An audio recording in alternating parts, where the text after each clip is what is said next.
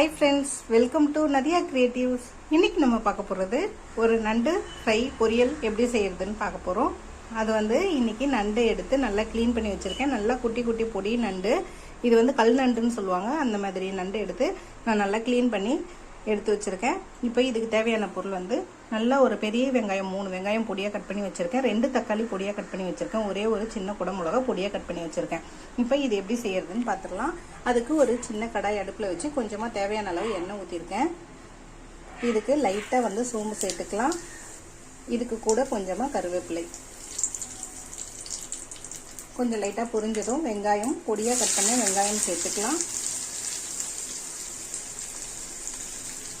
சேர்த்துட்டு இதை நல்லா வதக்கிக்கலாம்.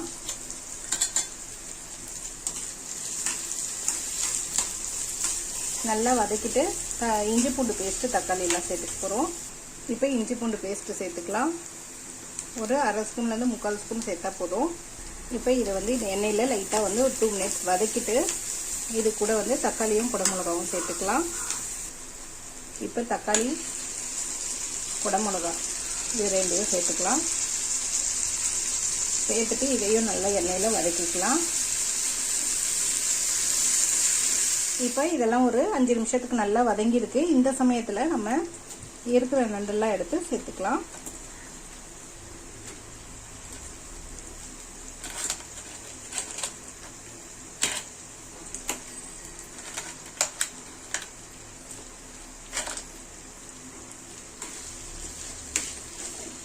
இப்போ இதை நல்லா வந்து எண்ணெயில் வதக்கிக்கலாம்.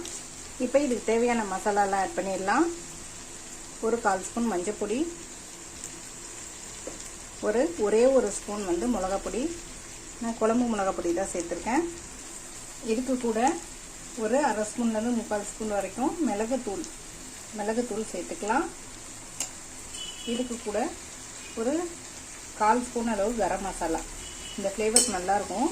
நம்ம ஹோம்மேடு கரம் மசாலா தான் இது எல்லாமே. எல்லா மசாலாமே ஹோம்மேடு மசாலாஸ் தான்.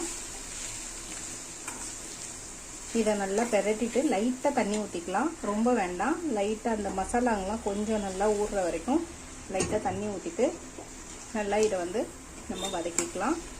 தட்டு போட்டு மூடி ஒரு 5 நிமிஷத்துக்கு நல்லா வதக்கி எடுத்தால் நம்மளோட சூப்பரான நண்டு பொரியல், நண்டு ஃப்ரை ரெடி ஆயிரும்.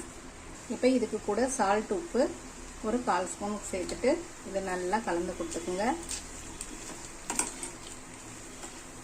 இப்போ நல்லா ஒரு 5 to 10 நிமிஷம் நல்லா வெந்தாச்சு நண்டு. இப்போ வந்து கொத்தமல்லியை லைட்டாக தூவிட்டு இதை கலந்து கொடுத்துட்டு இறக்கிட்டா நம்ம சூடான சூப்பரான ரசம் சாதத்துக்கு, அப்புறம் வந்து தயிர் சாதத்துக்கு, அப்புறம் வெரைட்டி ரைஸ் எல்லாத்துக்குமே, தேங்காய் சாதம் அந்த மாதிரி ஐட்டத்துக்கெல்லாம் இது சைடு டிஷ்ஷாக வச்சு சாப்பிட்டு பாருங்கள். சும்மா அப்படி இருக்கும். இதேமாரி செஞ்சு பாருங்கள். செஞ்சு பார்த்துட்டு கண்டிப்பாக கமெண்ட்டில் எப்படி இருக்குன்னு சொல்லுங்கள். குடமிளகா போட்டு யாரும் செஞ்சுருக்க மாட்டீங்க நண்டு தொக்கு, நண்டு ஃப்ரையை.